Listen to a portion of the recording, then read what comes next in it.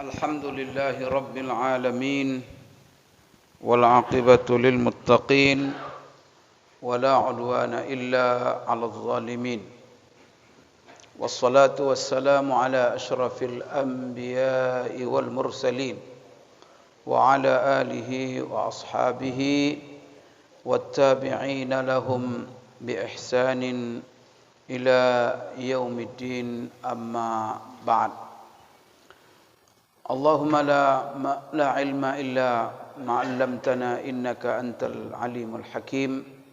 ربنا زدنا علما وارزقنا فهما.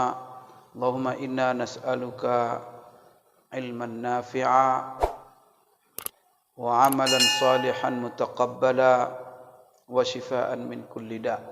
اللهم اجعلنا ممن يستمعون القول فيتبعون أحسنه. Allahumma ja'alna birahmatika fi ibadikas salihin. Bapak-bapak, ibu-ibu, jemaah maghrib dan jemaah salat isya, hafizakumullah wa ra'akum.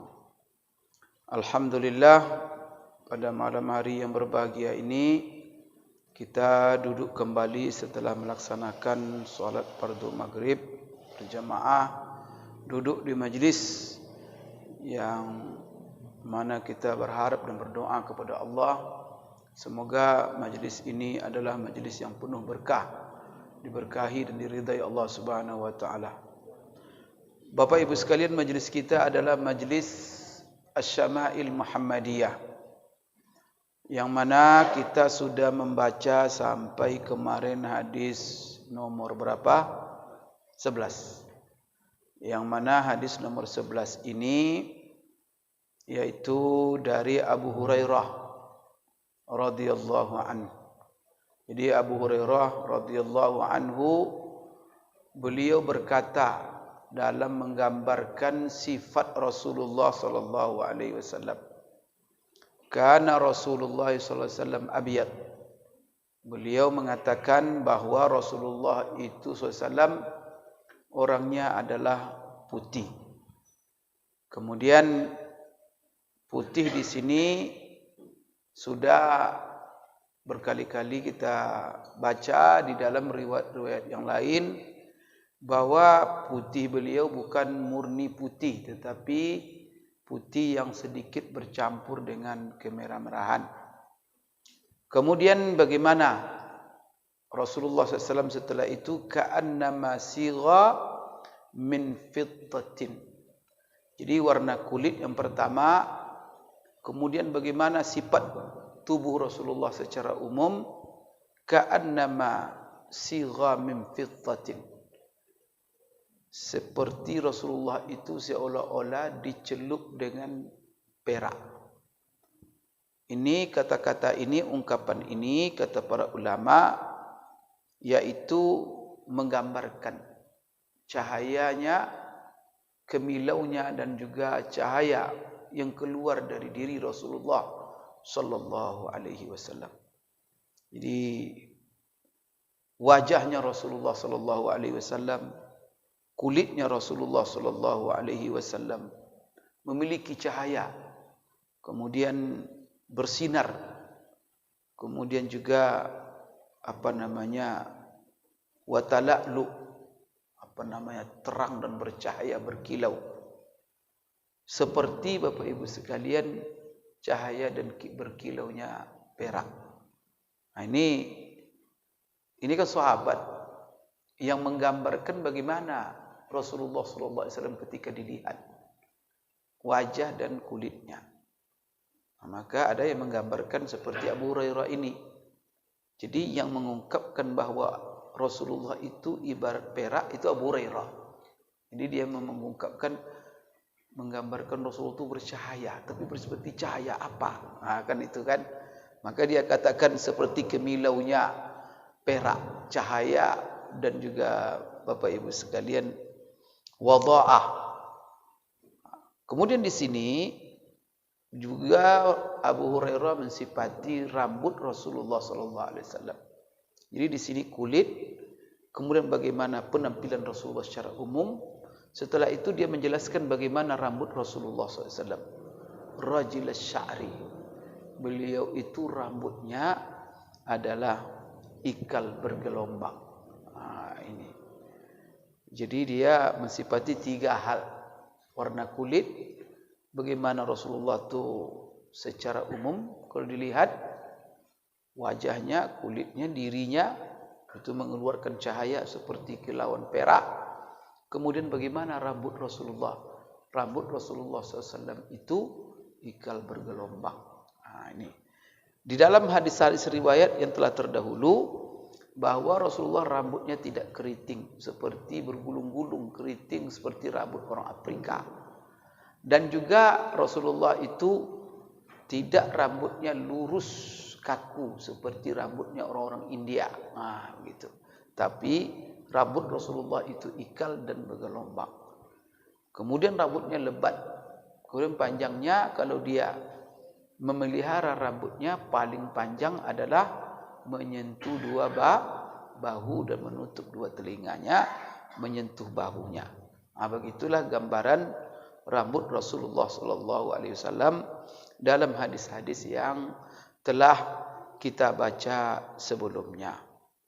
Baik Bapak Ibu sekalian, kita sekarang masuk pada hadis nomor 12. Hadis nomor 12 ini kita sudah menjelaskan pada minggu yang lalu sahabat yang meriwayatkan hadis ini. Siapa sahabat itu? Yaitu Jabir bin Abdullah. Jabir bin Abdullah Al-Ansari. Beliau ini Bapak Ibu sekalian, bapaknya sahabat, dia sendiri adalah sahabat. Beliau ini lebih 1.500 hadis, termasuk sahabat yang paling banyak meriwayatkan hadis dari Rasulullah SAW. Jabir bin Abdullah ini. Jadi kalau kita baca dalam buku-buku hadis, sering kita akan menemukan Jabir. Yang paling banyak siapa?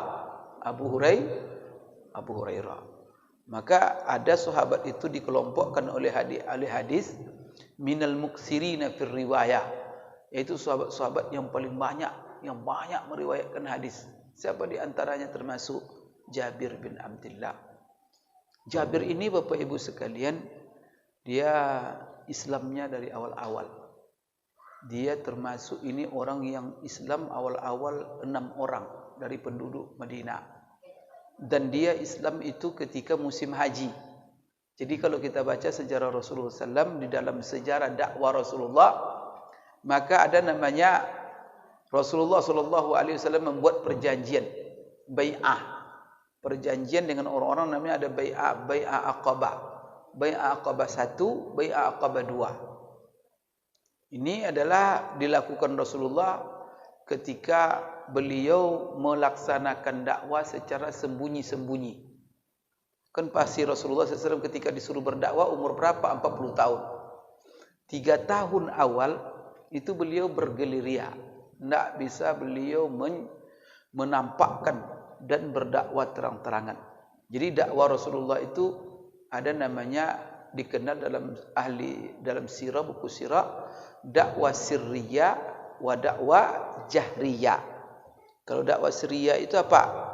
Dakwah secara sembunyi-sembunyi. Kalau bahasa kita, Rasulullah bergerilya sendiri dari rumah ke rumah.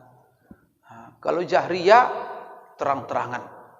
Itu menghadapi orang banyak dapat di hadapan publik. Dakwah sirriyah ini berlaku selama 3 tahun. Kemudian Bapak Ibu, salah satu yang dimanfaatkan oleh Rasulullah dalam berdakwah adalah ketika datang musim haji. Jadi dahulu di masa jahiliyah itu ada musim haji, Pak. Jadi haji ini semenjak diwajibkan, diperintahkan kepada Ibrahim membangun Ka'bah, dan Allah perintahkan Ibrahim untuk memanggil orang datang haji. Ketika itu Bapak Ibu, semenjak itulah orang berdatangan ke Mekah itu. Sampai Rasulullah lahir. Jadi sebelum Rasulullah, orang-orang Arab itu haji ke Mekah. Cuman Bapak Ibu, dari Nabi Ibrahim sampai nanti kepada Rasulullah, banyak terjadi penyelewengan dalam manasik haji. Bahkan Ka'bah itu sendiri ketika Rasulullah lahir sudah dibuat oleh manusia 350 berhala di sekitarnya. Mereka tawaf juga, tapi ada juga berhala sekitar Ka'bah. Bayangkan itu. Kemudian Bapak Ibu sekalian, setiap musim haji orang-orang jahiliyah datang. Orang sekitar Jazirah Arab itu datang untuk haji. Kemudian mereka manfaatkan. Di musim haji itu mereka disitulah berjualan. Maka ada pasar-pasar yang dikenal jahiliyah itu. Ada namanya pasar Uqaz. Kemudian ada satu hal yang menarik Bapak Ibu. Karena haji itu kan bulan Zulhijjah. Sekarang kita masih Zulhijjah, ini di akhir. Sebentar lagi kita Muharram. Allah mensyariatkan, menetapkan ada 4 bulan yang disebut bulan haram. Bulan haram itu mulai dari Zulqa'dah, Zulhijjah, Muharram. Kemudian 1 bulan Rajab. Apa salah satu hikmahnya Allah jadikan bulan haram? Itu semenjak Allah menciptakan langit dan bumi. Karena di 3 bulan ini orang-orang berangkat untuk melaksanakan haji. Oleh karena itu Allah jadikan bulan itu bulan haram. Arti bulan haram itu apa? Bulan yang wajib dihormati. Bulan suci, bulan yang harus diagungkan. Sehingga dari dahulu asal masuk bulan haram, Zulqa'dah, Zulhijjah, Muharram, orang Arab berhenti berperang. Walaupun mereka kadang ratusan tahun berperang, tapi setiap tiba bulan Zulqa'dah, Zulhijjah dan Rajab bulan 4 ini berhenti. Mereka melakukan gencatan senjata. Apa yang mereka lakukan di 3 bulan ini, Zulqa'dah, Zulhijjah? Maka mereka pergi haji. Kemudian di samping haji, mereka gunakan 3 bulan ini untuk melakukan perdagangan. Berdatanganlah dari mana-mana, membawa dagang sambil haji. Kemudian juga orang Mekah situ itu Bapak Ibu memanfaatkan musim-musim ini untuk juga berdagang. Salah satu orang-orang Arab yang datang ke Mekah yaitu orang-orang Madinah. Orang-orang Madinah para berdatangan.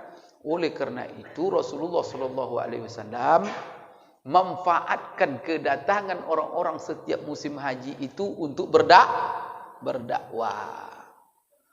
Maka di masa-masa dakwah Syria itu bergerilya Rasulullah. Kalau dilihatnya rombongan, lalu dia dulu. Seperti jemaah tabligh sekarang enggak? Jemaah tabligh kan datang, dia lobby, kemudian dia dakwah masuk Islam. Dia ceritakan keindahan Islam, kemudian bahayanya syirik. Artinya apa? Intinya dakwah kepada la ilaha illallah Muhammadur Rasulullah. Sehingga di fase dakwah Syria itu banyak juga yang Islam, orang-orang, khususnya orang-orang Madinah. Maka tahun ini banyak terjadi namanya perjanjian Aqabah. Pertama 6 orang yang masuk Islam. Salah satu yang masuk Islam itu adalah Jabir bin Abdullah. Maka dia ini termasuk orang-orang yang sudah Islam semenjak awal dakwah Rasulullah SAW. Setelah beliau Islam, kemudian Bapak Ibu dia pulang ke Madinah. Di Madinah Jabir ini terkenal salah seorang sahabat yang gencar berdakwah. Maka Rasulullah sangat mencintai dia. Jadi banyak kisah-kisah beliau dengan Rasulullah SAW. Rasulullah senang sekali dengan dia. Jadi semenjak dia Islam itulah kerjanya berdakwah di Madinah. Sehingga Rasulullah ketika hijrah ke Madinah, sudah banyak orang Madinah yang masuk Islam. Padahal Rasulullah baru datang. Bagaimana Bapak Ibu bayangkan oleh kita, Rasulullah baru datang, kemudian itulah manfaat bahwa Rasulullah dakwah Syria kepada orang datang haji itu. Didakwai masuk Islam, pulang mereka juga berdakwah. Bayangkan tahun Bapak Ibu sekalian kan 13 tahun itu Rasulullah di Mekah dalam berdakwah. 3 tahun Syria, 10 tahun Jahriyah, dakwah terang-terangan. Tiba beliau di Madinah, itu gimana ya jumlah orang Islam sudah di Madinah? Rasulullah tiba di Madinah, sepakat orang Madinah menunjuk Rasulullah menjadi pemimpin. Padahal baru datang tuh Pak. Berarti bagaimana pengaruh Rasulullah SAW? Maka Rasulullah menjadi presiden tidak ada pilkada. Tidak ada pemilihan Pak, ya enggak? Ada bapak baca sejarah bahwa apa? Ada pemilihan umum di Madinah memilih pemimpin Madinah. Enggak ada. Sepakat semua orang, termasuk Yahudi dan Nasrani dan agama lain, menunjuk dia menjadi pemimpin Madinah. Kenapa Bapak Ibu? Ya, di antaranya apa? Isu yang dibawa oleh delegasi-delegasi Rasulullah. Di samping orang-orang yang Islam ada dua bai'ah nama. Bai'ah Aqabah 1, Bai'ah Aqabah 2, yang mana di sini orang-orang Madinah yang masuk Islam dari kalangan suku Khazraj, dan termasuklah Jabir ini adalah suku Al-Khazraji. Nah, Bapak Ibu sekalian, bayangkan itu tiba di Madinah, dan bagaimana gambarannya Rasulullah SAW itu ditunggu oleh penduduk Madinah dengan segala kerinduan. Karena yang selama ini Jabir hanya menceritakan bagaimana Rasulullah, akhlaknya, apanya. Tentu kan luar biasa Bapak Ibu. Gimana kepengennya. Maka penduduk Madinah ketika mendengar Rasulullah kepengen hijrah, tahu enggak? Sebulan mereka menunggu kedatangan Rasulullah. Kan diisukan Rasulullah mau datang. Tiap hari selama sebulan keluar mereka di gerbang Madinah yang kira-kira di situ Rasulullah masuk. Menunggu Rasulullah. Pagi mereka tunggu sampai sore. Hendak juga muncul, balik lagi mereka. Pagi besok datang lagi. Bahkan ada di antara mereka yang sampai manjat-manjat pohon kurma, melihat dari jauh. Masya Allah Bapak Ibu sekalian. Dan sekarang kalau ada tokoh-tokoh hebat ya, akhlaknya, perjuangannya, apa bagaimana manusia berkerumun ya. Subhanallah, cintanya orang. Bagaimana Rasulullah sallallahu alaihi wasallam. Sehingga pada hari hijrah itu muncullah Rasulullah dengan siapa? Abu Bakar yang menemani beliau. Dan disambut oleh penduduk Madinah dengan sebuah nasyid syair ya, Tala'al badru alaina. Coba apa kata penulis? Tala'al badru. Badru itu bulan purnama. Min saniyatil wada'i, itu dari tempat beliau muncul. Bapak Ibu sekalian, kita yang penting di sini cerita kisah Jabir. Dan Jabir ini Bapak Ibu sekalian, dia mengikuti banyak perang dengan Rasulullah SAW. Bagaimana jihad Rasulullah dia ikut. Kecuali jihad perang Badar, perang Uhud dia tidak ikut, karena masalahnya dilarang oleh Rasulullah SAW. Jadi yang ikut ketika itu bapaknya. Jadi kata bapaknya, Jabir kamu jangan ikut, kamu jaga saudara-saudaramu di rumah. Disuruh Jabir menjaga saudara-saudaranya, dan yang berangkat jihad adalah bapaknya. Dan bapaknya mati syahid di perang Uhud. Ini Bapak Ibu. Setelah bapaknya wafat, mati syahid, barulah Jabir ikut Rasulullah dalam setiap perang-perangannya. Nah, ini Jabir Bapak Ibu sekalian. Kisah Jabir ini butuh ya beberapa fokus kita, kisah Jabir dan pelajaran yang kita dapatkan bagaimana Jabir dengan Rasulullah sallallahu alaihi wasallam. Sekarang Jabir ini menceritakan kepada kita anna Rasulullah sallallahu alaihi wasallam qala, sesungguhnya Rasulullah sallallahu alaihi wasallam pernah berkata. Apa kata Rasulullah sallallahu alaihi wasallam? Urida alayya. Jadi urida alayya. Urida alayya itu maknanya diperlihatkan kepadaku, kata Rasulullah. Urida ini kalau bahasa Indonesianya dipamerkan, dinampakkan. Jadi kalau pameran itu kan disodorkan semua barang-barang. Itu namanya ma'rid dari kata-kata urida. Jadi diperlihatkan, dinampakkan kepadaku, kata Rasulullah sallallahu alaihi wasallam, al-anbiya, yaitu para nabi.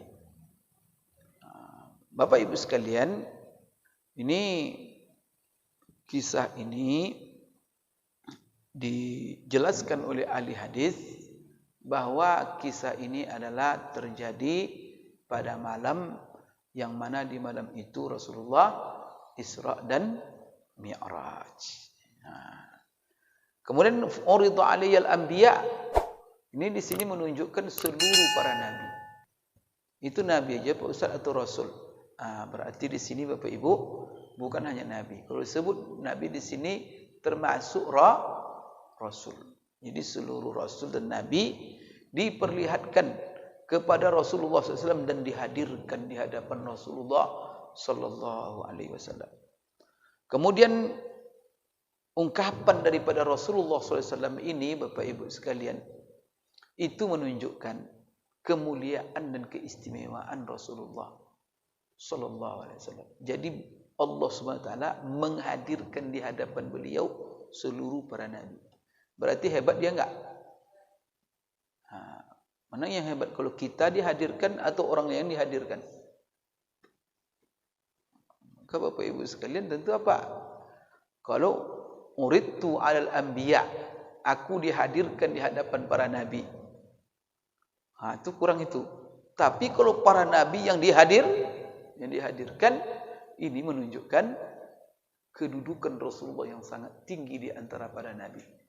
Dari kata-kata ini bisa kita ambil satu pelajaran bahwa Rasulullah adalah imamul anbiya wa imamul mursalin.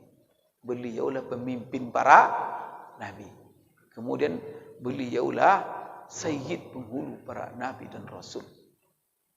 Nah, kalau dalam istilah militer Bapak Ibu, tentu kan para pasukan yang dihadirkan kepada, tentu kan jenderalnya menunggu, memberikan arahan pasukannya yang begitulah gambarannya. Bagaimana Rasulullah SAW dihadirkan Bapak Ibu sekalian para nabi dan rasul kepada beliau. Kemudian di sini dinampakkan dihadirkan. Ini maksudnya apa? Di sini Bapak Ibu ada perbedaan pendapat sedikit. Jadi ada yang mengatakan bahwa dihadirkan di dalam mimpinya, di dalam tidurnya. Ada yang mengatakan Bapak Ibu sekalian bahwa dihadirkan betul dinampakkan gambar dan bentuk para nabi dan rasul itu.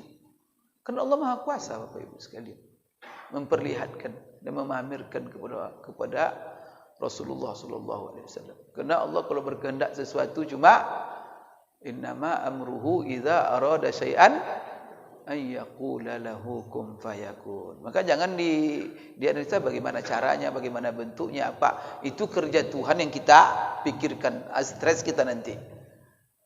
Nah, banyak orang memikir-mikirkan kerja Allah, kerja dia tidak selesai. Bapak sekalian, ya sudah. Yang mana Rasulullah mengatakan diperlihatkan kepadaku para nabi.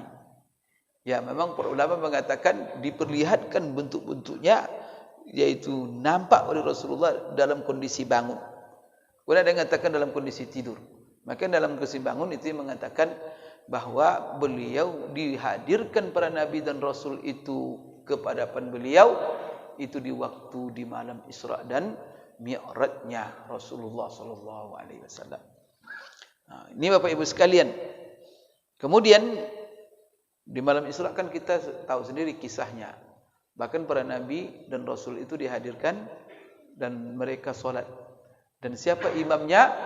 Rasulullah SAW. Kemudian di sini Fa'iza Musa darbum minar rijal. Lalu Rasulullah menggambarkan nabi-nabi yang ditemuinya dan dilihatkan kepadanya.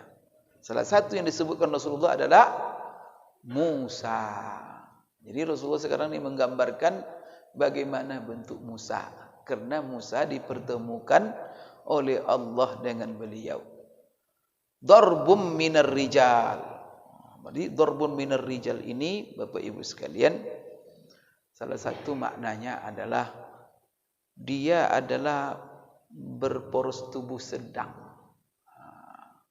Sebagian di dalam kamus itu, kalau kamus bahasa Arab, dia itu tubuhnya agak kurus, tapi kurus tinggi, tapi tingginya tidak terlalu. Di sini makna yang dijelaskan oleh di dalam ahli ataupun oleh ahli-ahli bahasa. Apa makna darbun di sini? Nah, darbun itu banyak maknanya. Oleh karena itu ketika tiba kata darbun di satu redaksi, daraba itu sebenarnya memukul, Pak ya. Kalau maknanya kalau kita ngaji di pondok memukul. Tapi di situ tidak pas makna memukul. Kenapa? Karena ada makna lain yang diinginkan orang Arab ketika menyebut kata darbun. Salah satunya kalau dibilang darbum minar rijal, bahwa apa? Laki-laki ini orangnya tidak gemuk, tetapi condong kepada agak kurus. Tetapi kurus bukan pula kurus pendek, tapi kurus bertubuh sedang.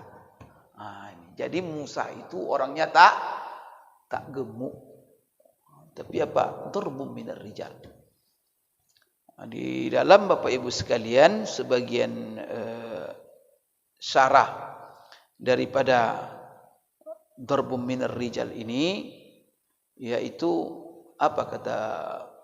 darbun itu dengan dibaca dha, kemudian sukun ra itu sakin, kemudian dibaca darbun.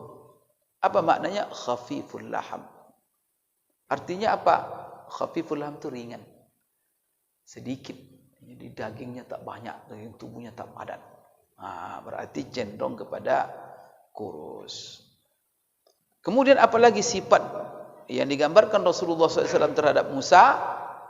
Jadi dia itu adalah laki-laki yang dia tingginya sedang, poros tubuhnya sedang, dan tubuhnya tidak gemuk, tetapi agak ringan, agak sedikit. Artinya tak padat tubuhnya. Ka'annahu min rijali sanu'ah. Dia itu mirip, ka'annahu itu seolah-olah, seperti min rijali sanu'ah, termasuk orang-orang sanu'ah. Sanu'ah ini apa? Terkenal Bapak Ibu, sebuah kabilah, suku yang ada di Yaman. Jadi orang-orang sanu'ah ini orangnya kurus-kurus, badannya tak gemuk-gemuk, Pak, tapi orangnya bekerja kuat-kuat. Walaupun kurus tapi kuat-kuat. Ini orang-orang Yaman. Di kata mereka, orangnya itu badannya ringan, tapi ma'rufatun bil quwwati wal i'tidal wa husnil qamah. Badannya tidak terlalu kekar, tapi apa? Mereka dikenal dengan orang yang kuat, kemudian sedang, dan juga tingginya itu bagus. Tidak artinya apa? Kenapa Ibu ya? Para nabi itu tidak ada sifat jelek, tidak ada sifat apa?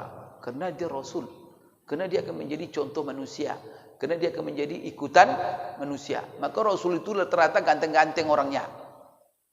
Itu tuh untuk Bapak Ibu ketahui itu. Karena sesuatu yang menarik ya sifat tubuhnya. Maka Allah berikan kepada sifat. Bagaimana dengan Nabi Yusuf ya? Nabi Yusuf alaihissalam. Nabi Yusuf alaihissalam itu sampai perempuan-perempuan kalau melihat dia terpotong-potong jarinya kan. Karena terkesimanya melihat ketampanan Yusuf. Sehingga Yusuf kadang-kadang terpaksa pakai nikop dia supaya tidak lihat wajahnya, supaya jangan pingsan orang lihatnya. Ibu-ibu kan, ibu-ibu kan kalau lihat laki-laki ganteng itu kan oleh karena itu Bapak Ibu, ini kan ciptaan Allah Subhanahu wa taala. Jadi di sini disifati oleh Rasulullah SAW Musa itu bagaimana bentuknya? Jadi Musa itu orangnya ya seperti orang-orang Sanu'ah.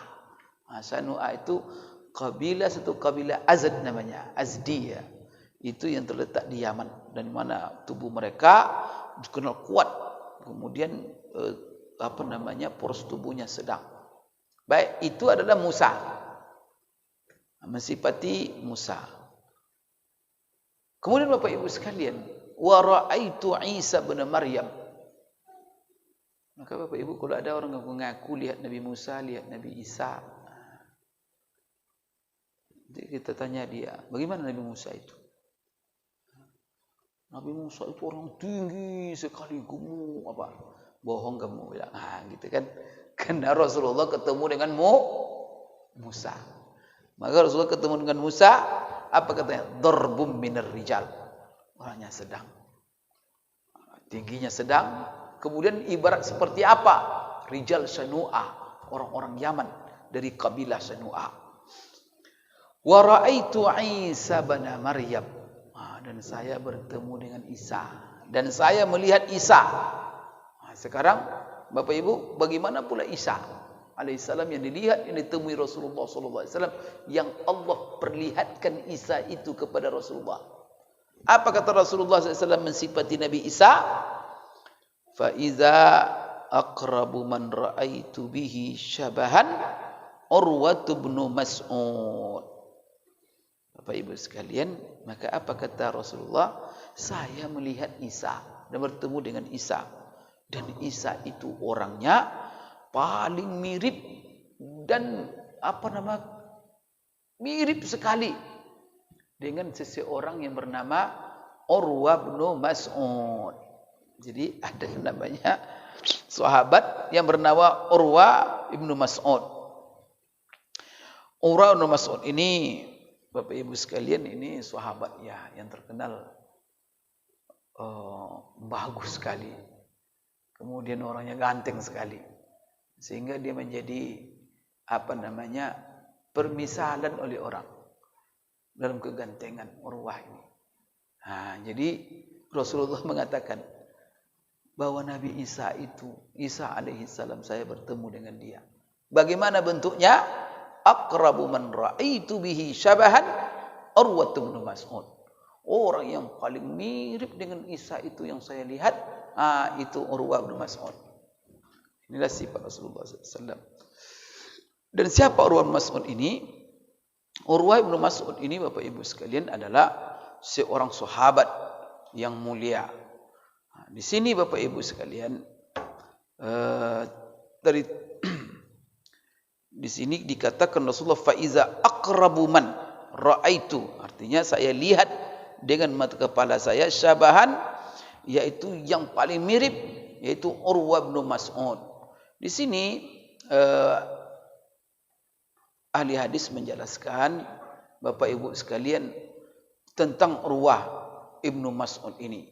Siapa Urwah ibnu Mas'ud ini? Kemudian di dalam ibnu Mas'ud ini As-Saqafi. As-Saqafi ini, beliau ini dari Taif. Jadi ada Bani Saqif yang mana Rasulullah dulu, Bapak Ibu sekalian, pernah datang ke Taif. Kemudian dia diusir di negeri Taif itu. Tapi setelah itu Bapak Ibu, banyak sekali orang-orang Taif yang mana Bapak Ibu sekalian mereka masuk Islam.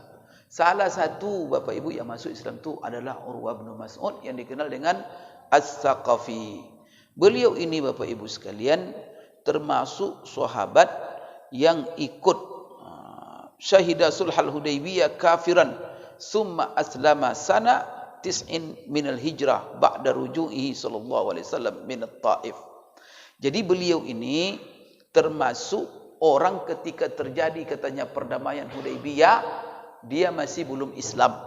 Kemudian dia masuk Islam tahun ke-9 Hijriah setelah kembalinya Rasulullah sallallahu alaihi wasallam dari Taif. Wasta'dzanahu fir ruju'i faraja'a fada'a qaumahu ilal Islam fa abau. Di sini ramahu wa qatalahu rajulun min Saqif inda ta'zinihi bis shalah. Ini salah satu kisah daripada Bapak Ibu sekalian Urwah. Urwah ini jadi dia masuk Islam tahun ke-9 Hijriah di Madinah. Ketika dia sampai di Madinah masuk Islam, dia minta izin kepada Rasulullah. Ya Rasulullah, izinkan saya pulang kampung. Itu apa? Saya ingin mendakwah kaum saya masuk Islam. Tetapi apa yang terjadi Bapak Ibu? Urwah bin Mas'ud ini ketika pulang ke Taif dan dia mengajak kaumnya untuk berdakwah, lalu Bapak Ibu sekalian, mereka enggan dan mereka tolak panggilan dan ajakan daripada Urwah bin Mas'ud. Bahkan Urwah bin Mas'ud dibunuh oleh mereka. Inilah kisah. Wa qatalahu rajulun min Saqif inda ta'zinihi bis shalah. Sehingga orang Saqif yaitu orang-orang Taif itu salah seorang di antara mereka dibayar untuk membunuh Urwah bin Mas'ud, dan dia terbunuh ketika dia mengumandangkan azan untuk salat. Ini Bapak Ibu kisah sedikit tentang Urwah ibnu Mas'ud. Dan Urwah ibnu Mas'ud ini itulah yang diserupakan oleh Rasulullah sallallahu alaihi wasallam.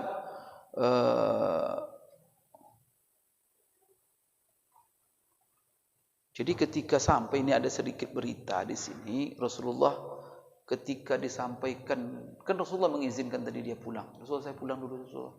Ya silakan kata Rasulullah. Kemudian Bapak Ibu menjelang beberapa waktu dengar oleh Rasulullah bahwa dia dibunuh. Nah, setelah itu Rasulullah berdoa. Kemudian Bapak Ibu sekalian, Rasulullah mengumpamakan Urwah bin Zubair ini seperti sahibu Yasin, yaitu seorang yang diceritakan Allah dengan tentang sahibu Yasin ini Bapak Ibu, yang diceritakan Allah dalam surat Yasin. Wa jaa rajulun min aqsal Madinah. Wa jaa min aqsal Madinah rajulun yas'a. Qala. Jadi kan di situ kan begini, Allah utus 2 orang rasul kepada sebuah negeri. Negeri itu sekarang Bapak Ibu di ujung Turki, berbatasan dengan Suriah, dan itu di sebuah negeri pantai. Saya lupa nama negeri itu. Jadi Allah utus karena mereka sudah keterlaluan, utus mereka rasul. Apa yang terjadi? Rasul itu ketika berdakwah ditangkap mereka, disiksa mereka, dipenjara mereka. Kemudian dengarlah oleh seseorang yang namanya Sahibu Yasin. Beliau ini datang dari ujung kampung. Wa jaa min aqsal madinati rajulun yas'a. Mendengar Rasul ditangkap, dia dia datang dari jauh membela. Apakah kalian membunuh, menangkap, menyiksa orang yang mengajak kalian untuk beriman kepada Allah? Macam-macam dia bela lah para nabi. Tapi akhirnya apa? 2 rasul itu terbunuh. Kemudian laki-laki yang membela rasul ini juga dibunuh sama-sama. Maka apa? Urwah bin Mas'ud adalah sahibu Yasin. Itu kata Rasulullah. Jadi Allah perumpamakan dia dengan sahibu Yasin. Kalau sahibu Yasin ini Allah abadikan kisahnya dalam surat Yasin. Dan Urwah bin Mas'ud, Rasulullah sendiri yang mengatakan beliau adalah sahibu Yasin. Kenapa Bapak Ibu sekalian? Rasulullah datang ke Taif, kemudian sekalian Rasulullah diusir. Diapakan? Datanglah salah satu di antara orang Taif. Karena sahibu Yasin itu Bapak Ibu, salah satu komponen dari rakyat masyarakat itu sendiri yang beriman dengan Rasul. Jadi Rasul itu ketika mereka berdakwah, ada saja yang beriman. Orang inilah yang Bapak Ibu sekalian yang membelanya. Kemudian bayangkan Bapak Ibu, pertama sekali Rasul itu berdakwah di kampung. Dia sendiri yang masuk Islam cuma, yang beriman dengan Rasul tadi. Setelah itu Rasul menghadap ke Madinah untuk mengajak orang Madinah untuk beriman kepada Allah. Tapi di kota dia Bapak Ibu disiksa. Maka apa sikap yang dipuji oleh Allah diceritakan? Datang yang beriman dari ujung kampung, bayangkan itu. Yas'a. Dia berjalan dan berlari untuk membela Rasul. Maka Bapak Ibu sekalian, para nabi wajib dibela, pewaris-pewaris nabi wajib dibela. Maka kisah yang terdapat dalam surat Yasin itu luar biasa. Kisah dalam pembelaan dakwah. Ya kan Yasin itu kan Bapak Ibu, Allah menjelaskan keutamaan Al-Quran, Allah menjelaskan kepada keutamaan kedudukan Rasulullah, kemudian apa yang menjadi tugas Rasulullah SAW, dan bagaimana orang-orang kafir Quraisy menolak dakwah Rasulullah SAW.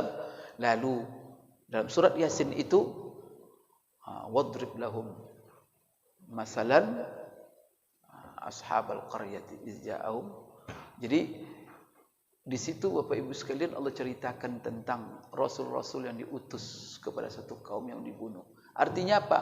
hai Muhammad, yang ditantang itu dalam dakwanya bukan kamu saja, tapi rasul-rasul sebelum kamu juga mereka sudah ditambahkan. Dan termasuklah kisah ini. Jadi Urwah bin Mas'ud, Bapak Ibu sekalian, dikatakan oleh Rasulullah sallallahu alaihi wasallam, da'a qaumahu ila Allah faqataluhu. Apa itu artinya? Dia berdakwah, mengajak kaumnya ke jalan Allah, ke agama Allah. Lalu mereka bunuh dan mereka rencanakan untuk membunuhnya bersama-sama. Baik Bapak Ibu sekalian, inilah kisah sedikit tentang Urwah bin Zubair. Urwah bin Mas'ud. Sekarang kita lanjutkan Bapak Ibu sekalian. Wa ra'aitu Ibrahim fa iza aqrabu man ra'aitu syabahan sahibukum. Di sini. Jadi ada beberapa orang yang Rasulullah sebut. Pertama Musa, yang kedua Isa, yang ketiga Ibrahim, yang keempat Jibril. Jadi Jibril Bapak Ibu. Yang ketiga wa ra'aitu Ibrahim fa iza aqrabu man ra'aitu bihi syabahan sahibukum. Dan saya melihat Ibrahim alaihi salam. Dan saya ketika melihat, maka dia paling mirip, jadi paling dekat kemiripannya dengan siapa? Sahibukum, teman kamu ini. Artinya apa? Orang yang ada di tengah-tengah kamu. Maksudnya apa? Saya sendiri. Saya sendiri. Itu maksudnya. Jadi yakni nafsahu. Itu indahnya bahasa Arab itu ya. Bagaimana Rasulullah memberikan kiasan. Jadi saya bertemu dengan Ibrahim. Ibrahim itu paling mirip dengan saya. Bapak Ibu sekalian, ini kan kehendak Allah Subhanahu wa taala. Berarti kalau orang ingin menggambarkan sifat Ibrahim alaihissalam, maka paling mirip dengan sifat Rasulullah sallallahu alaihi wasallam. Kalau Rasulullah sudah mengatakan begitu Bapak Ibu, maka gambarkan bagaimana bentuk Nabi Ibrahim mirip dengan Rasulullah sallallahu alaihi wasallam. Apalagi Bapak Ibu ya, Rasulullah punya hubungan dengan Ibrahim enggak? Punya. Kenapa? Ibrahim itu adalah datuknya. Jadi kalau dibuat silsilah nasab Rasulullah SAW dari siapa datuk itu sampai nanti ke Ismail. Nanti Ismail Ibrahim. Kalau maka dari Ismail. Jadi para nabi itu kan dari keturunan Ibrahim semuanya. Ibrahim punya anak, satu namanya Ishak, satu namanya Ismail. Dari Ishak, ini yang paling banyak nih nabi nih. Nabi aja sini. Sampai tapi berhenti di mana? Di Isa. Di Isa berhentinya. Maka Isa itu juga datuknya Ibrahim. Tapi dari anaknya Ishak.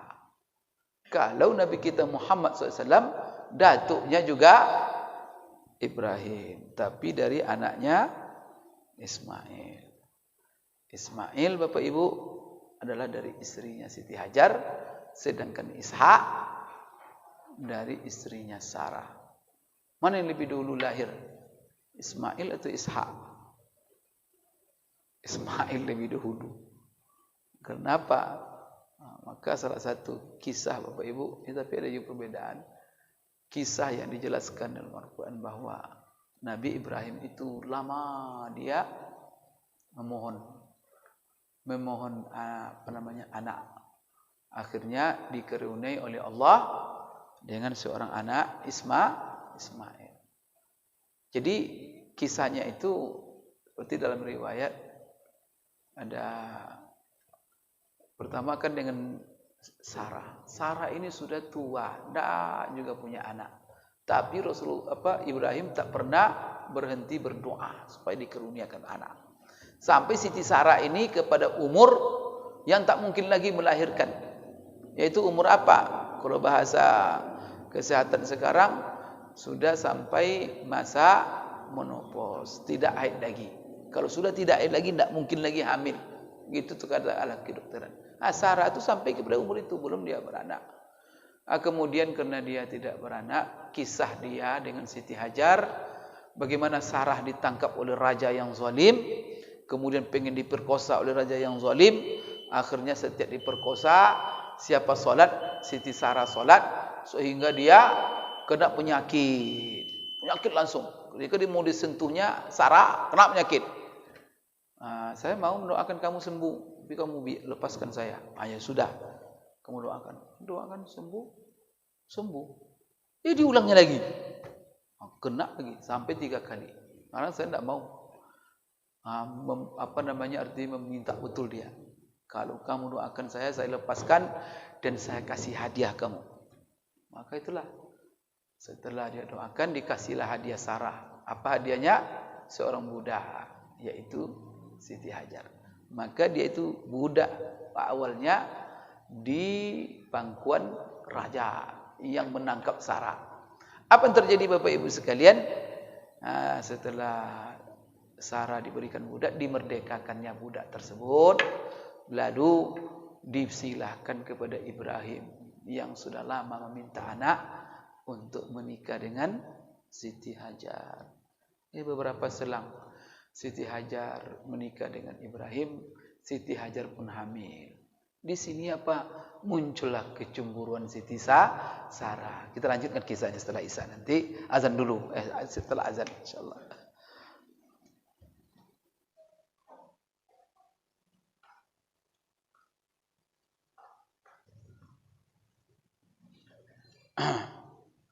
Baik Bapak Ibu sekalian, kita sambung sedikit kisah Ibrahim. Jadi dalam riwayat ini Rasulullah katakan, "Faiza aqrabu man ra'aitu bihi syabahan sahibukum." Jadi orang yang paling mirip dengan Ibrahim itu adalah saya, kan begitu. Dalam satu riwayat Rasulullah secara tegas mengatakan, apa kata Rasulullah sallallahu alaihi wasallam dalam sebuah hadis, dikatakan, "Ana asbahu waladi Ibrahim bihi." Saya ini adalah cucu Ibrahim yang paling mirip dengan dia. Jadi dalam satu riwayat ada ketegasan seperti itu. Saya ini adalah orang yang paling mirip, cucu Ibrahim yang paling mirip dengan dia. Jadi Bapak Ibu sekalian, kenapa hubungan dengan kisah Sarah tadi? Kita ingin menjelaskan bahwa wajar Rasulullah sallallahu alaihi wasallam, Bapak Ibu sekalian, mirip dengan Ibrahim. Tapi kan panjang tuh silsilahnya Pak Ustaz. Tidak ada masalah. Maka Bapak Ibu, pernah sahabat dicurigai. Dia ini bapaknya, orangnya ini bapaknya tidak. Dia maunya bapaknya putih tapi anaknya lahir hitam. Ini kan karena dicurigai orang. Maka Rasulullah tanya, datuk-datuknya ada yang hitam enggak? Itu tuh. Oh ada Rasul. Itu tuh. Naza'ahu irq. Berarti apa? Itu warna kulit datuknya itu yang gen. Kan? Kalau dalam bahasa sekarang ilmu gen. Gen datuknya yang dapat oleh dia. Yang sembarang nuduh-nuduh orang nanti. Ini bapak putih tapi anak hitam. Barangkali datuk-datuknya dulu ada yang hitam. Naza'ahu irq namanya. Kemudian Bapak Ibu sekalian, maka Rasulullah mirip dengan Ibrahim. Dia paling mirip cucunya. Walaupun panjang itu silsilahnya. Jadi cerita kisah siapa tadi? Sarah, Ismail lebih dahulu daripada Ishak.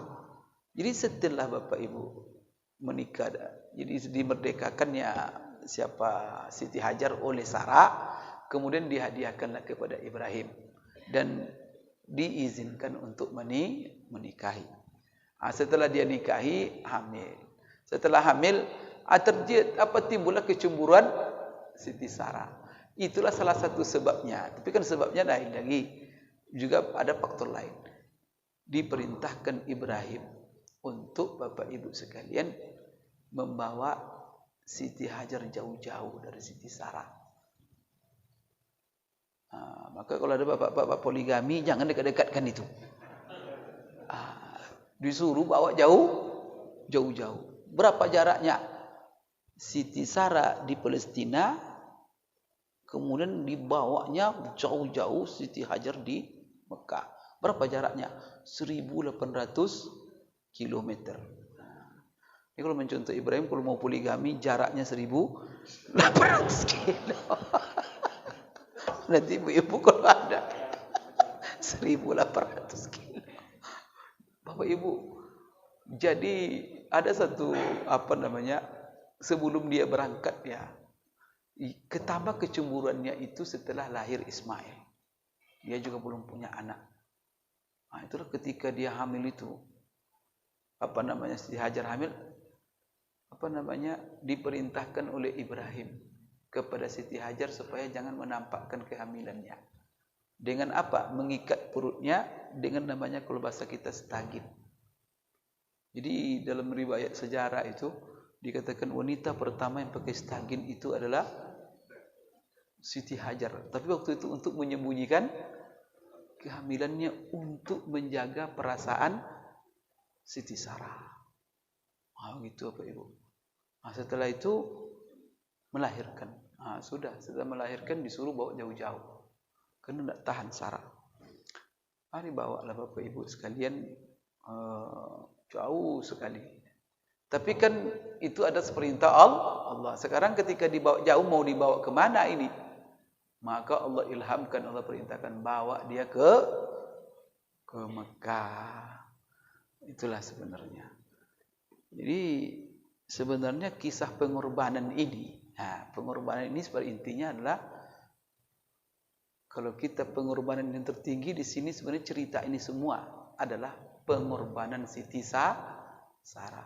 Kalau sempat Siti Sarah tidak mengizinkan Ibrahim menikah dengan siapa, tidak ada cerita ini semuanya. Ya tidak.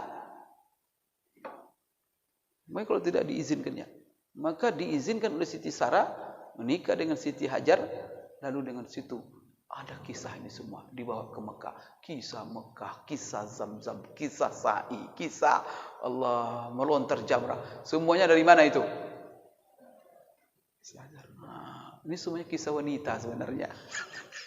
Pengorbanan wanita sebenarnya Bapak Ibu sekalian, sampai nanti kisah penyembelihan Ismail. Jadi kalau orang kan kisah pengorbanan yang ditampakkan oleh Ibrahim. Kalau saya katakan apa? Kisah pengorbanan yang dinampakkan oleh Siti Sarah dan Siti Hajar yang rela diasingkan di sebuah lembah. Tapi semuanya itu adalah karena perintah Allah Subhanahu wa taala. Bapak Ibu sekalian, itu sedikit. Maka setelah Siti Hajar melahirkan Ismail, rupanya pas Siti Sarah hamil dan melahirkan karena kesabarannya itu Allah hadiahkan untuk dia Ishak. Maka seluruh namanya pengorbanan pasti berujung kepada hadiah dari Allah Subhanahu wa taala. Apalagi pengorbanan untuk agama Allah Subhanahu wa taala. Bapak Ibu sekalian, dan Ishak itu keturunan Nabi, Ismail juga Nabi dan berujung kepada Nabi kita Muhammad sallallahu alaihi wasallam. Baik, terakhir Bapak Ibu sekalian, wa ra'aitu Jibrila fa iza aqrabu man ra'aitu bihi syabahan Dihyah. Dan saya melihat Jibril. Dia itu paling mirip dengan Dihya al-Kalbi. Dihya atau Dahya. Beliau ini Bapak Ibu sekalian, ini adalah terkenal juga seperti Urwah bin Mas'ud tadi. Tapi Dihya ini lebih hebat lagi. Sampai Bapak Ibu menjadi oleh orang? Pepatah atau menjadi itu? Kalau orang mengekspresikan kegantengan seseorang, luar biasa ganteng kamu, mirip Dihya. Dihya itu menjadi perumpamaan saking gantengnya. Di tengah-tengah orang Arab kalau disebut Dihya al-Kalbi, itu fi husnil wa jamal. Jibril, Bapak Ibu, kadang-kadang dia tampil depan Nabi dalam bentuk aslinya.